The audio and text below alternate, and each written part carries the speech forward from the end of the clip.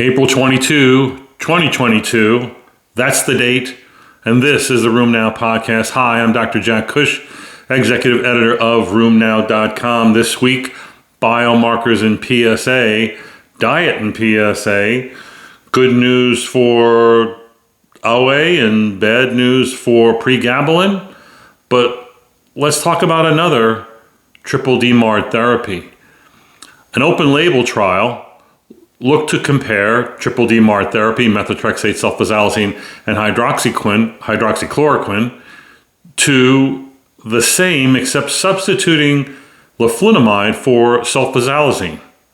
Now, you know, there's combination trials of methotrexate and leflunomide that look really, really good. I know, I was an author on the paper. I think that's a really, really good combination.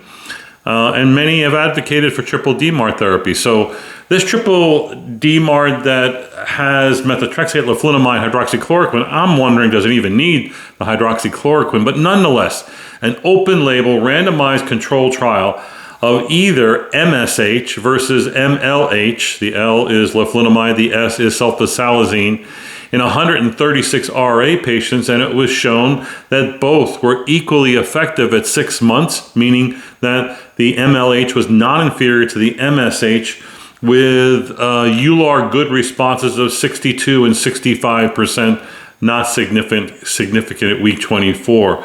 AEs were about the same, so not surprisingly, MLH was shown to be equally effective to MSH, and I like it. I'm just wondering whether or not you even need the H part of the triple DMARD. Maybe you do just as well with methotrexate and leflunomide at standard doses. No, you don't have more LFTs, and no, you don't have more GI symptoms when you use that combination. That's been my experience over the years. A Taiwan claims data looked at the efficacy or the utility of hydroxychloroquine in new onset lupus patients in delaying or preventing the future development of chronic kidney disease. What? I never knew that this was even a thought, but there are some guidelines and suggestions out there that all patients with lupus nephritis should always be on hydroxychloroquine because they're just going to have less flares, less renal flares. Some have said less end-stage renal disease or even less death. We do know that hydroxychloroquine does lead to less death in lupus patients.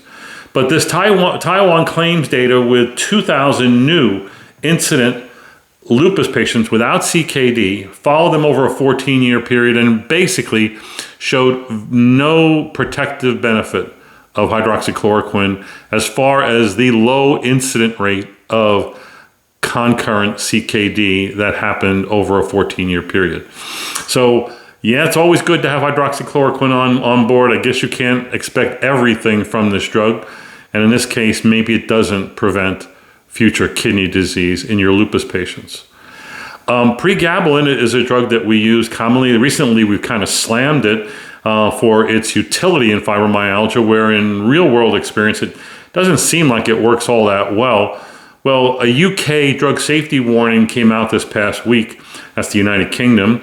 And their data about Pregabalin and its potential to cause fetal malformations was observed in an observational data set of 2,700 pregnancies who had exposure to Pregabalin, meaning Lyrica. What they found was first trimester exposure was associated with a higher rate of congenital malformations. In their study, it was 5.9% versus 4.1%. Again, you don't usually see data like this, so it's hard to ascribe the statistical significance to this. We don't often have a control population that's not exposed to whatever intervention you're looking at. And the historic background rate of congenital malformations in the general population is 3 to 6%. These numbers are within that range. So is this really higher? Well, it probably should be taken as such because even the U.S. package insert, the product label, talks about the potential for fetal harm when using Lyrica in pregnancy. And the warning does say that it may cause fetal harm, largely based on animal data. You know, these days, if you read the package insert looking for pregnancy data, you're going to read pages and pages of everything ever reported. That's the new LLR RPR? I can't remember. It's the new labeling for pregnancy-related adverse events with drugs, and where they just give you all the details, and it's just a beating to read. But if you go through it with Lyrica, there is an issue there. So the bottom line here is you probably don't want to be exposing women who are going to get pregnant or who are pregnant to Pregabalin.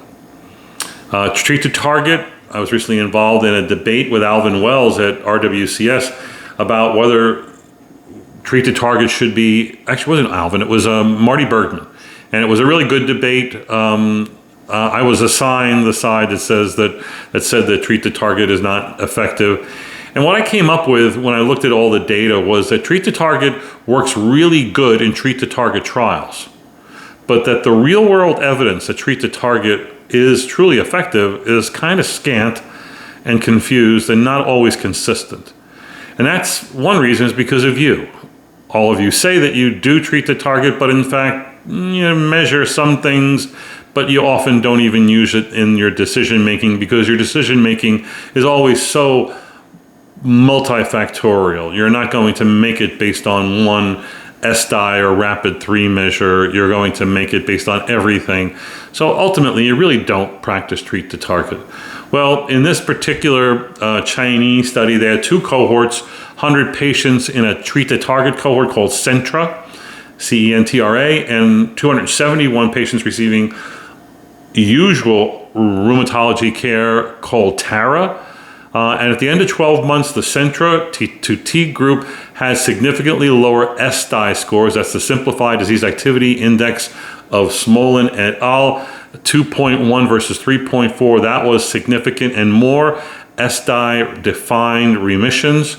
71% versus 49%. Again, significant to P less than 0.001. A good example of where a treat to target may work, and it may take people who are very regimented and follow the rules. Thank you, our Chinese rheumatologist colleagues, for doing that, because most of the rest of the world can't seem to do that well enough.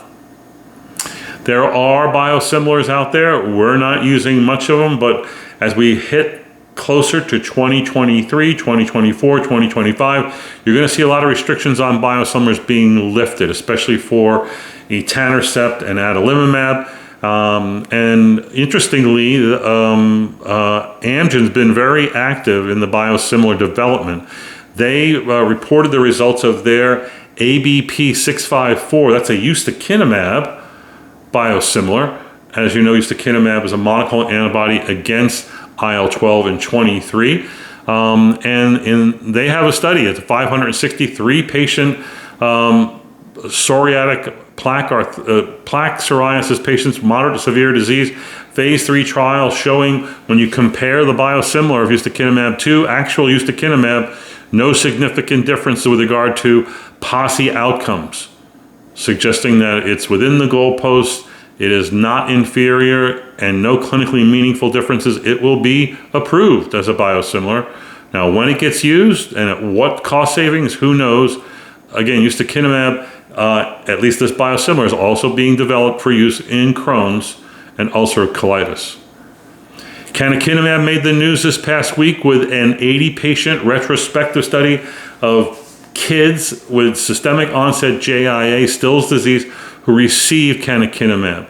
12 of the 80 actually were patients who were on anakinra, doing well with clinically inactive disease, who were then transitioned to canakinumab and continued to do well. Encouraging. The other 58 patients, however, were newly diagnosed and newly treated systemic JIAs with canakinumab, and they achieved the clinically inactive disease CID status in only 57% at 6 months, 64% at 12 months. Good, but I kind of would have expected a higher rate. But that's what we see in a lot of other trials, do we not? Mass did occur in a few patients, such that the macrophage activation syndrome rate on canakinumab was about 3 per 100 patient years. Non-response was seen in those who had MAS, those who had polyarthritis, meaning higher numbers of joints, and longer disease duration. So mass of really severe subset, not surprising. Polyarthritis, that's kind of interesting, is it not? Does that mean that anakinra in stills may not be as effective at the joints as maybe an IL-6 inhibitor might be? Again, we need to look at that in the future in other studies. Disease duration is not surprising. It usually means that they've had longer, more severe disease. 2 studies from the National Kidney Foundation, 2 different cohorts that were recently published at a big meeting, their big annual meeting, showed that gout occurs in CKD patients. Wait, stop the presses. This just in, are you kidding me? I reported this because of some of the numbers here that I think are telltale. What percentage of patients with CKD on dialysis gets gout? All right, get out your keypads and enter your answer right now. The true answer is 13.5%. If you look at all CKD patients by stage, 2, 3, 4, 5, a high percentage ranging from 17 to 28% of stage 3 and 4 CKD, so that's about 20 to 28% will get gout. Interestingly, stage 5 gets less gout. Stage 5 on dialysis gets less gout. Gout patients with CKD have more bone or mineral disease, more CHF, more DJD, and shockingly, more than a third of these patients are not taking urate lowering therapy, even though they have these episodes of gout and are at risk for gout, etc. These are the people we need to worry about. We have an interesting video that we posted this week as part of our therapeutic update on the future of psoriatic arthritis. Dr. Katie Leung from Singapore did a really interesting talk on biomarkers in psoriatic arthritis, and really point out a number of things I did not know about. These studies are just starting, and she pointed out a number of different markers that are superior to CRP in monitoring and then also helping to choose therapy. At the same time, we have another report this week that I put up. It's a pilot study of 81 patients that had sort of a test cohort, a development cohort, and then a test cohort, total 81 patients. And they looked at the distinguishing ability of serum IL-22 levels in predicting therapy. And they had patients who were treated with either IL-17 or with TNF inhibitors.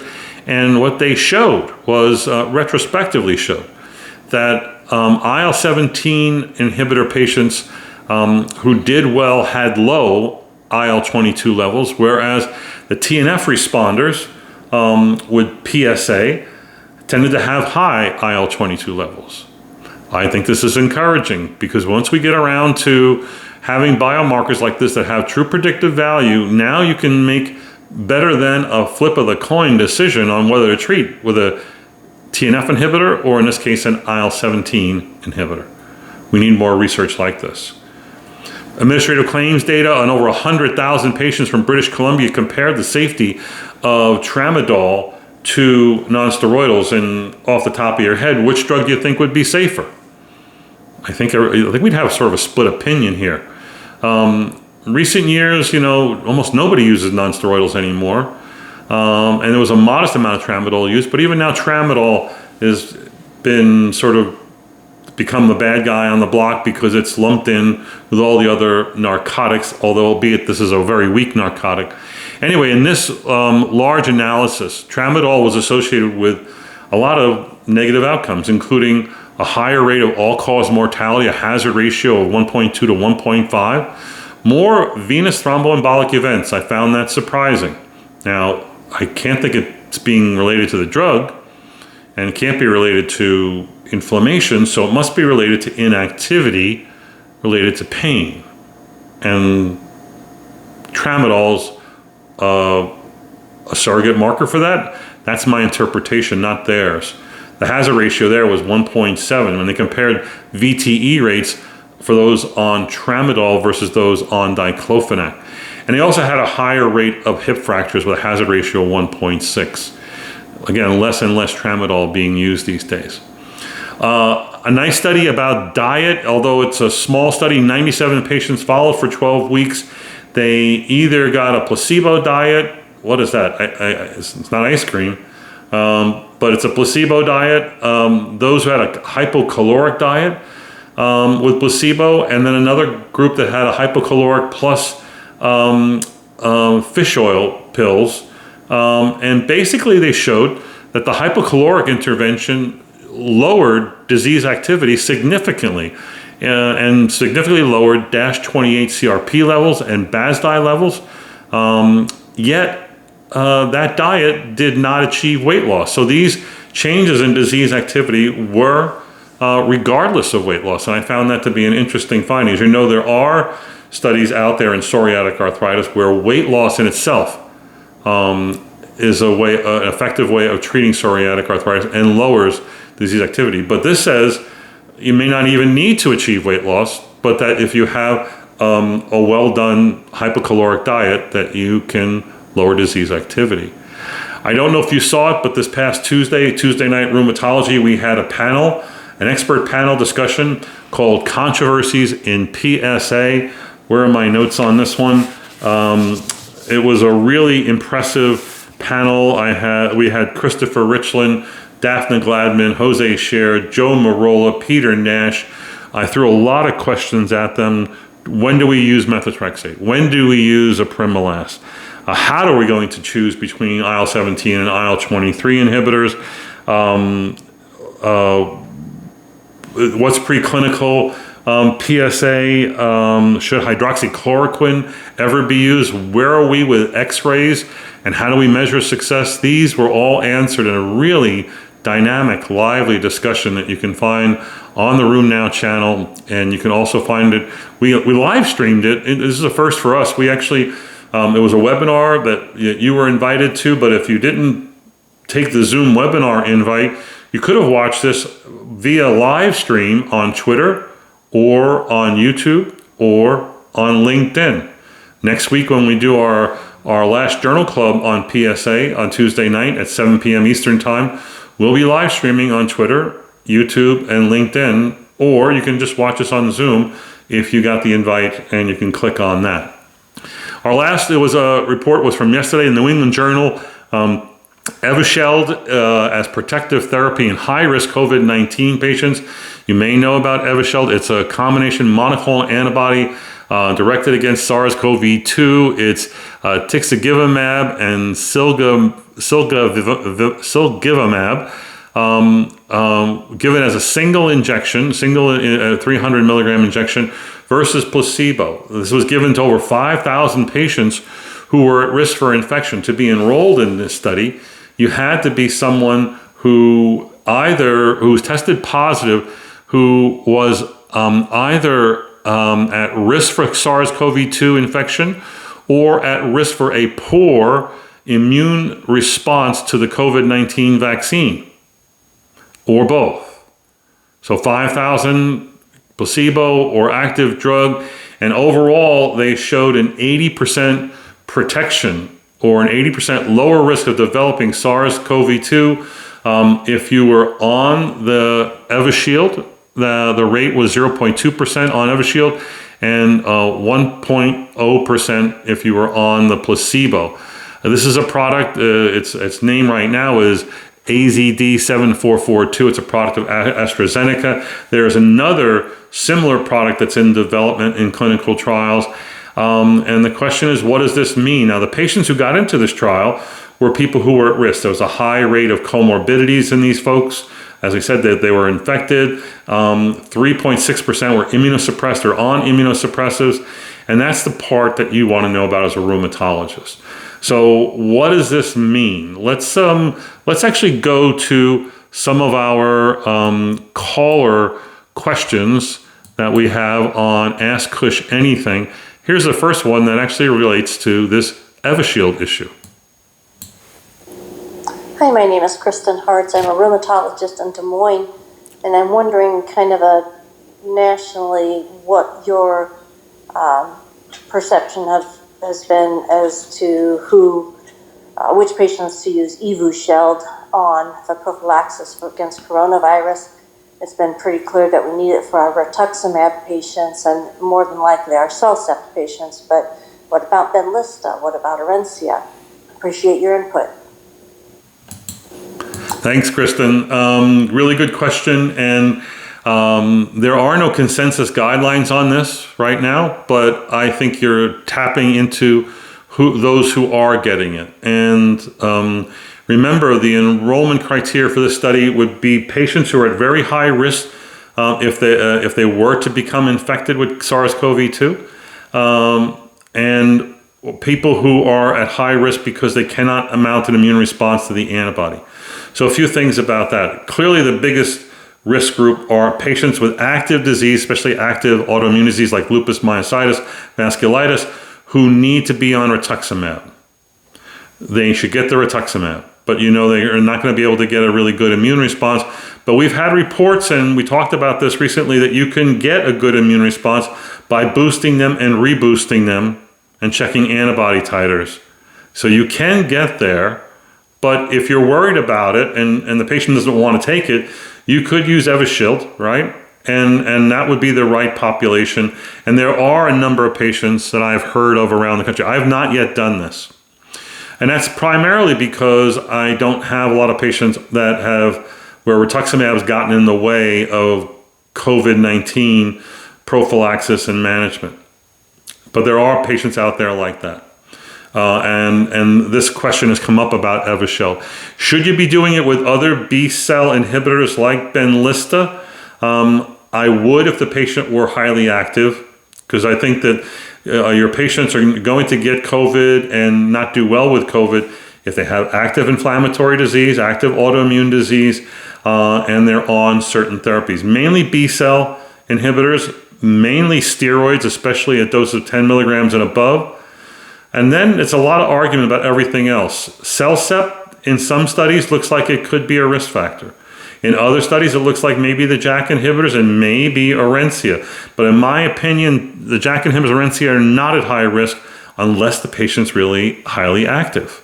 So your lowest risk of COVID hospitalization is going to be in people who are well controlled, no matter what therapy you have, except for steroids and rituximab, in my opinion. Let's take another question. This one from Dr. Chiman. Hello, Dr. Jack. My name is Chiman. I'm a rheumatologist. I have a patient with Behçet disease. She is pregnant, 22-week gestational sac. She has severe vaginal ulcer, not responding to colchicine and prednisolone. Please, what is your opinion? Thank you. So Dr. Chiman asked about a patient who's pregnant with Behçet's. She's around 22 weeks, has not responded to colchicine or prednisolone. And the question is, what are the treatment options? So this is refractory Behçet's. And I think here in the United States, where we have FDA approval and the availability of a Apremilast, that would make a lot of sense. Now, you may not, where you live, have the access to a Apremilast or a Tesla, as we call it here. The usual dose is 30 milligrams BID. There's no evidence that you're going to do better if you start using higher doses, because if you use higher doses, you're just going to have a whole lot more GI toxicity, mainly diarrhea. And the question is, if you don't have access to a Apremilast, what could you use? Steroids? Yes, but steroids during pregnancy has its own inherent risks. Premature delivery, large birth weight child, also intrauterine growth retardation, spontaneous abortions. I think I already mentioned, maternal diabetes, and a number of other, the complication rates with high dose steroids are nasty during pregnancy. So avoiding prednisone would make sense. On my list are IL-1 inhibitors and maybe JAK inhibitors.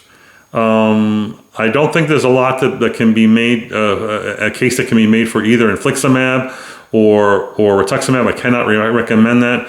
Prior to these recent new therapies, I used to use a lot of Dapsone but dapsone may not be a great drug either during pregnancy. So if you have access to an IL-1 inhibitor, either anakinra or canakinumab, that might be a good choice. And there is a little bit of use, but not a lot of reports, positive or negative, with JAKs. Bottom line is that Behçet's is a small vessel vasculitis mediated by neutrophils. So I'm looking for an anti-neutrophil effect. A lot of our immunosuppressives wouldn't really work here. And that's why, for instance, TNF inhibitors don't work in Behçet's. There might be a case for high-dose infliximab for ocular Behçet's, but other than that, I wouldn't use a TNF inhibitor. I hope that helps you a little bit. Our last case, this is Dr. Ghanem. He's going to talk about alveolar hemorrhage in lupus. Hi, my name is Untitled Chapter. I'm working in Riyadh, Saudi Arabia, King Saud Medical City, and my question is about plasma exchange for a lupus patient presented with pulmonary hemorrhage. Is it indicated or not? And is there strong evidence to use it? We know now that it's not that helpful for ankylosing, but there are no enough studies to know if it's useful for patients with SLE. Thank you. All right, Naya, thank you very much. I'm going to start with actually going back to the last case of Behçet's because it applies to this case here. First rule here is make sure it's what you're dealing with. That woman who has, severe vaginal ulcers, they should be seen, of course, by the gynecologist, cultured, and you should look for bizarro causes for vaginal ulcers before you start, always blaming this on Behçet's. The same thing here, alveolar hemorrhage is a horrible manifestation of SLE with a mortality rate anywhere from 25 to, I like 35% is my number. It can go as high as 50%, but there is a high mortality rate with alveolar hemorrhage in SLE. But you need to make sure that it's from SLE.